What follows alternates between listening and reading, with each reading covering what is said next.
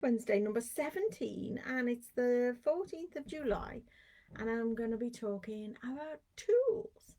And this comes really out of the back of last week when I had a bit of a request to talk about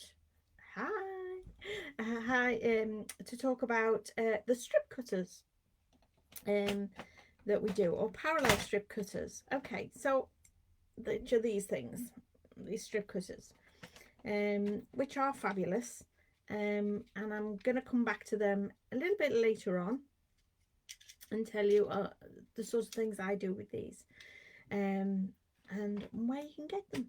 So my tools. So who's with me? Hi Tracy, hi Wiz, hi Susan, thank you for joining me. Hi. Ooh, I really apologize, I'm not sure how to pronounce that. Crum. Anyway, it's lovely to have you along. Thank you for joining me, everyone. So, tool talk. As metal clay artists, we kind of started our journey, well, kind of stealing tools from other areas of craft. Because right in the beginning, when metal clay came to the UK, or Carmen, oh, thank you, Carmen. Now I know how to pronounce it. Thank you. So when metal clay tools first came into being, really, then we didn't have all the tools that we've got now. Gosh, how many are there? There's hundreds and thousands and tools and textures and all sorts of things. So we were kind of stealing tools from other areas of craft, and I still do that, to be honest. But there's a huge temptation to have lots and lots and lots and lots and lots of tools. But you don't really need a tremendous amount of tools to get started in metal clay. And it's one of those frequently asked questions I get all the time when I'm out and about doing shows and things like that. And thank goodness we're going to be back doing those before too long. Is that, oh, you know, it's going to cost me an awful lot to set up with a whole new load of kit. I said, well, actually, no, it isn't. Hi, Joy. No, it isn't, because, you know, if you're already crafty, which so many people are, hi, Annika, then generally you've probably got tools that will adapt into working for you anyway. But our basic essentials are our assorted spacer bars and our rollers, and these can be substituted with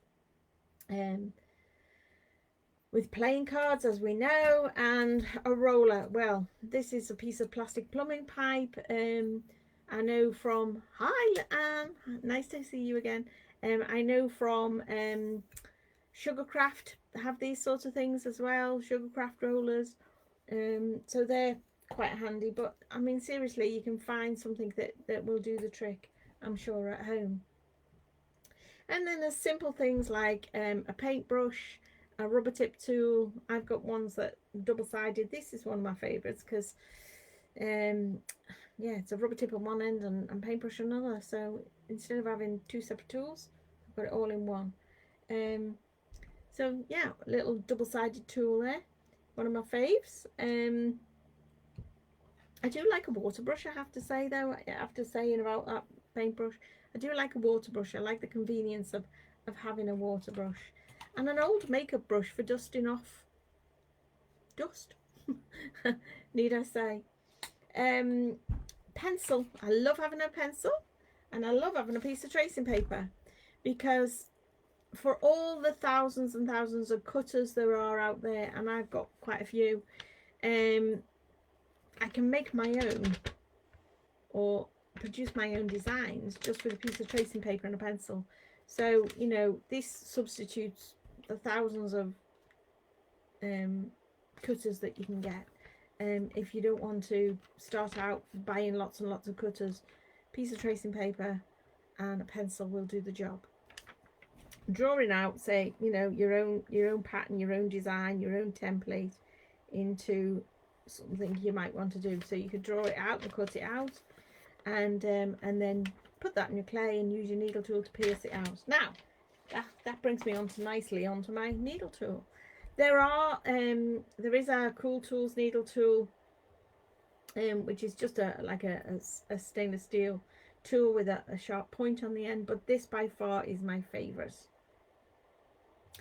Now this tool is taken from a paper crafting technique called pergamano, which is piercing and embossing like vellum, which looks a little bit like tracing paper, to be honest, vellum. But it creates sort of a lacy kind of design on this vellum paper, and people use it for card making and such like. However, I was doing a little bit of that once upon a time, and so when I started metal clay, my first go-to tool out of my already crafting stash was my needle tool, the Pergamano do. So it's got the finest needle on here, which when I'm doing an awful lot of piercing, which I do, it gives me hiya Anna, it does a really fantastic job. It doesn't drag, it doesn't pull. I just love the fineness of the tip on that needle. So that's one of my favorite tools. And then of course I wouldn't be without my little teeny tiny files, my little tiny diamond files. I adore these with a passion, for getting into nooks and crannies and little tiny areas. They come in as a set of 5, but yes, I love my little tiny diamond files. So you've got your flat, your half round, your round, triangular and a square in there. So I love my little files. We're getting in all those little nooks and crannies. Hi Kirsty, thank you for joining us. So yeah, I love doing that. Now I'm a little bit of a stickler for doing a bit of precision work, you might say. I love construction, and in construction you need to measure things really accurately. So I have a fabulous rule with all these little tiny increments on there of little holes, because that really helps me get the precision measurement that I'm looking for. And along with my measuring calipers, I absolutely love these measuring calipers, and I use them such a lot when I'm measuring and marking, and yeah, so I love these. Now yes, it's great to find some cheap tools sometimes, and inexpensive things that will do the job, but you know, there's nothing like good tools when you need good tools. And this wasn't cheap either. I ended up buying this from America, but it's just absolutely fabulous. So there's some of my favorite tools, and of course there's loads and loads and loads more, but they are my sort of go-to favorites in my little whirligig that I have right in front of me here. Of course I've got things like a craft knife. I've got various drill vices, pin vices, scissors, emery boards, palette knife, tissue blade. I love this as well. This is sanding plate. I love these sanding plates. And this stems back from my sewing days. Once upon a time, if you haven't met me before, I used to make wedding dresses and things, but you know, I don't anymore. But one of these days I'll get back to it. But this is a stitch unpick. But I find this tool quite handy for all sorts of things. Pokey tool. Gets in all sorts of nooks and crannies. I don't know, I can't tell you what I use it for. I just use it for all sorts of things. It's a stitch unpick.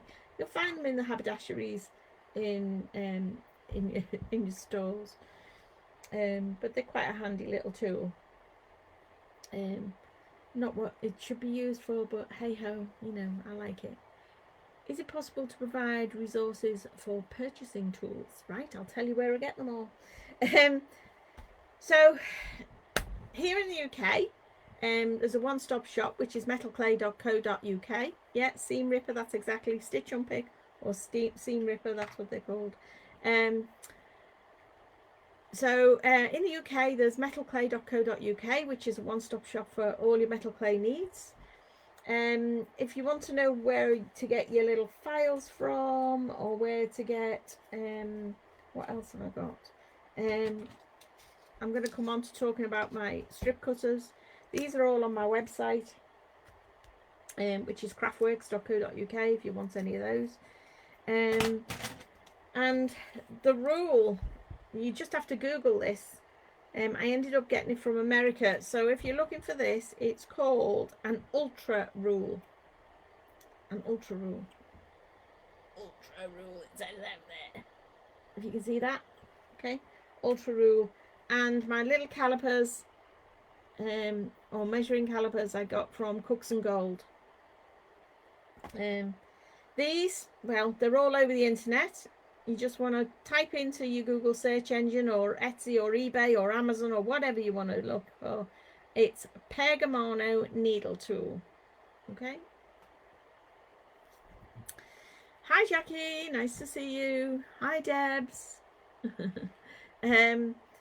So yes, so there's some of my favourite hand tools that I've got literally sitting on my desk permanently, because they are my go-to little favourite tools. If you've not seen me doing demos before, I use this little cup warmer, because it's right there in front of me. Yes, I've got a dehydrator. I've got a dehydrator behind me here, which is fantastic. And I've got dehydrator for doing bigger classes up at the studio. But when I'm on my own and I'm working here in my little nest, as I call it, I have a little cup warmer, and I think these are really handy. And again, you can get these on Amazon, and there's loads of different types, and just go and have a look. You can get loads and loads and loads. Ultra rule, calipers, needle tool. Yeah, what about them? What do you need to know, Debs? Okay, so coming on to the strip cutters, or parallel cutters, that I think it was Sophia Lowe Phillips that asked me last week, could I do a little spot about these? So if she's not watching, I hope she's going to catch it on catch up. So yes, I have these on my website as well. So these are parallel strip cutters. So this one is 10mm wide. So this will cut 10mm wide strip. This one is 8mm wide, which will cut an 8mm wide strip. I've got 5mm wide and 3mm wide. Now, in addition to that, we've got some fluted, like fluted shapes like this. Fluted cutters and zigzag cutters. And they come in both large and small, fluted and zigzag. And as I say, they're all on my website. So if you go to my website, craftworks.co.uk, then you will find they are there. Now, what do we use these for? Well, your parallel cutters are ideal for making rings. So you roll out your clay, and you just take your cutter and you push that in, and automatically you've got perfectly straight ring band. It's so quick and it's so simple. So you can roll out your clay into a nice long strip, and you've got perfect parallel strip to pop onto your ring mandrel. This one, the really narrow one, which is the 3mm wide, if you roll your clay out quite thick, maybe to about 2mm thick, and then put cling film over the top and press this one in, you'll end up with a really nice little D profile band. It's quite a thin band. I wonder if I've got one to show you. No, I don't think I've got one here to show you. Anyway, you end up with a really quite thin, deep profile shape ring band. So the edge is nice and rounded, and the flat on the inside. So that's really handy to do if you just put cling film over the top on that one. So for the zigzag and the fluted cutters, so for this one and this one, I'll show you, these are the small ones. This is the fluted, this is the zigzag. So again, you can roll out a piece of clay, cut it out like so. I've used the zigzag cutter to cut this out. Okay. Now this particular piece that I'm holding up, it is clay, but it is PMC Flex. So it's been rolled out, cut out, dried, and now it will roll into a little ring like this. So this is how you can make spinner rings. If I show you this big one,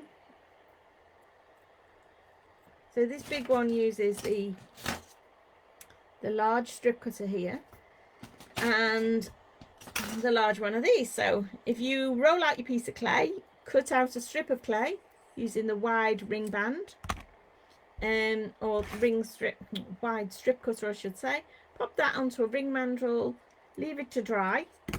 You roll out some more clay in, as I say, you get to be using flex here, and then use the strip cutter to cut out the zigzaggy shape.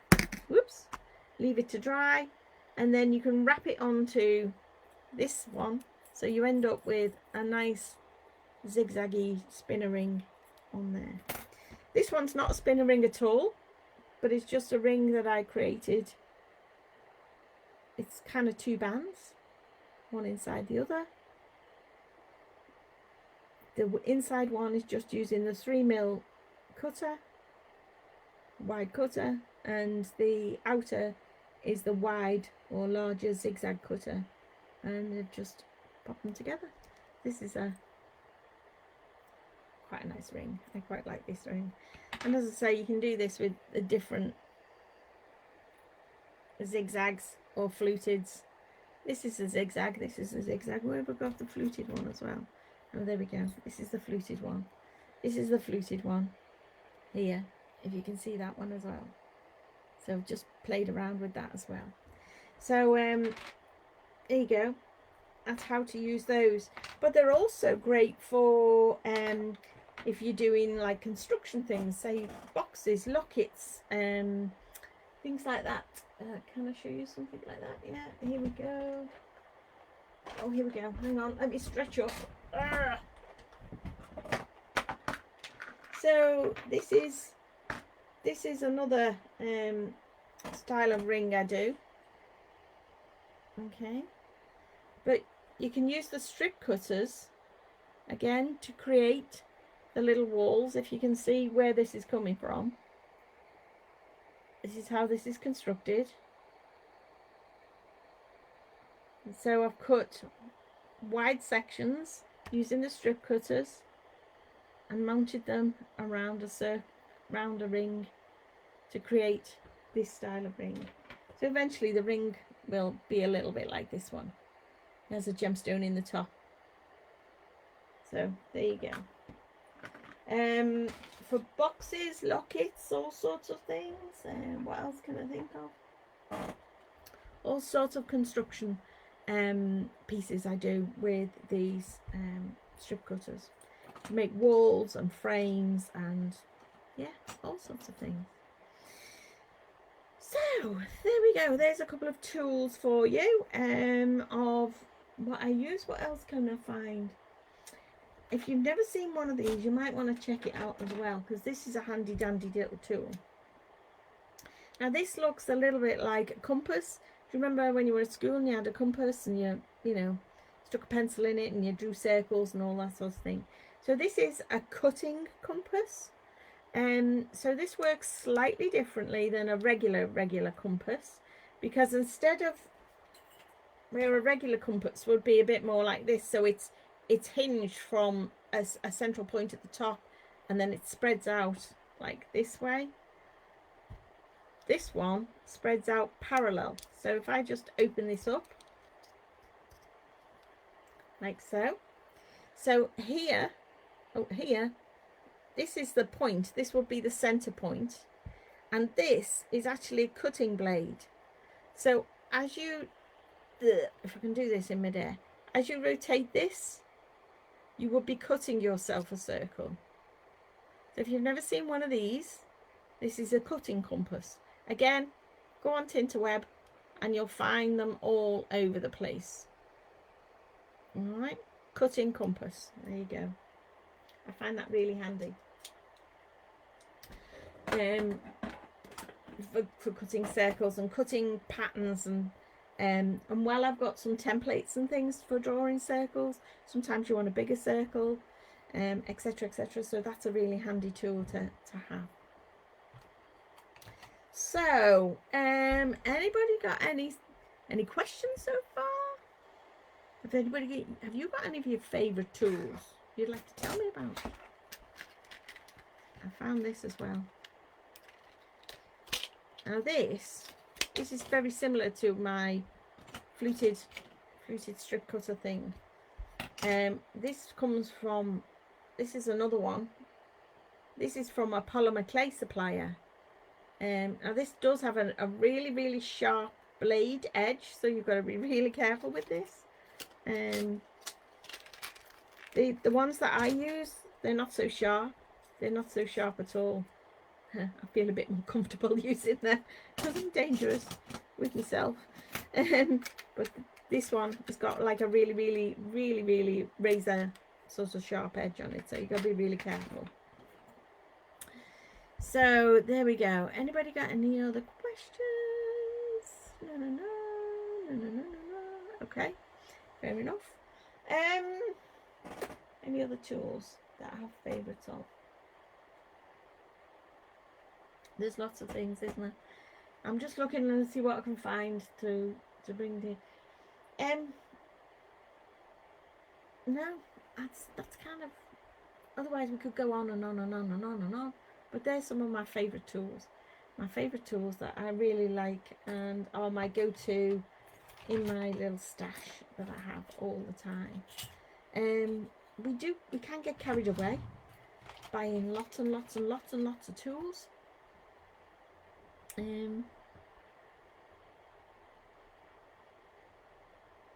I'm just reading, on your spinning ring, what stops the top band coming off the underband? Okay, so if you can see, Jackie, there's like a little rim all the way around. There's different ways of making these spinner rings, but you can make a little rim that sits on either side that just stops that from falling off. So Deb says paper textures, you can make them permanent. Yes, indeed. I was talking texture talk. I was talking all about last week and the week before, about all the wallpaper textures and the things you can do with it. Polishing tools. You want me to talk about polishing tools? Polishing. Yeah, polishing is again another subject I talked about weeks and weeks and weeks back. Let me see, when did I talk about polishing? Oh, let me go back in my little book. So if you want to look at polishing, when did I talk about polishing? Week 5. So if this is week 17. If you're on my Workbench Wednesday, if you go back to session 5, I was talking all about polishing and finishing. So that goes through all the different polishing techniques you can use, all the different tools you can use. So if you want to go back and have a look, then you can rewatch one of them. If you missed it, there you go. You can go and watch the polishing one. Okay. And yeah, Deb's the textures one was, this is week 17 again. So we were doing texture talk on week, where are we? We were doing texture talk on week 15, and then last week I talked a little bit more about some other textures and photopolymer plates last week. So there you go. So if you've missed any, you can go back and watch some of the others. So there you go. There's some of my favourite tools. Tweezers. Oh yeah, I wouldn't be without my pointy tweezers. My pointy tweezers. These are just amazing. I just love them. So these are my little go-to favourite tools.